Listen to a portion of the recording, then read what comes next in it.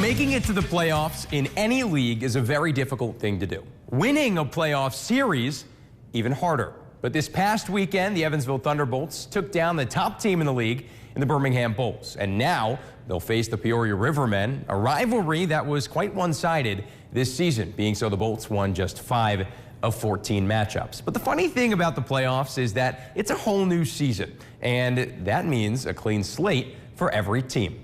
Let's head to the Ford Center, where we'll get some highlights now. Early first period.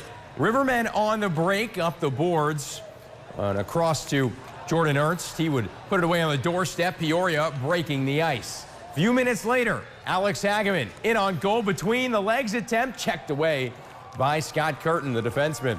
Still in the first, Peoria cycled the puck up to Chase Spencer. He'll rip it and score from the high slot, but hold your horses.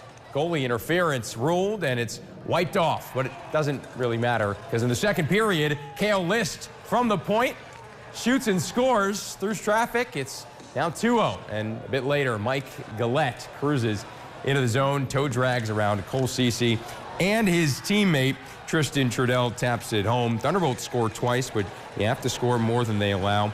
That was not the case tonight. And our Colin Davies joins us ringside at the Ford Center, where he saw pretty much everything that happened from top to bottom. Colin, name of the game is put the puck in the net. The Thunderbolts didn't exactly do that tonight. How did Peoria prevent them from scoring goals? Michael, for Evansville, they struggled in nearly every facet of the game tonight. There was a portion of the game, there was a window where they were down 2-0. They had 6 minutes on the power play in all to show for that. 0 goals immediately afterwards, letting in another to make it 3-0, and then getting a 5-minute major, and all of a sudden it was 4-0 just like that on the 5-minute major penalty. So for Evansville, things didn't go exactly as they planned. They didn't get very many opportunities on those man advantages in the first 2 periods, and by the time they did in the third, it was too late for 2/3 of this one. They were struggling to put pressure in the zone. It wasn't so much a product of not finishing their opportunities and a goaltender standing on his head as much as just not generating those goal-scoring chances. And now the hard part is upcoming. Evansville will have to win back-to-back games on the road to advance to the Cup final. Of course, the bright spot tonight was the crowd. They showed up and supported this team. It was the most packed that I've ever seen it here for one of these games.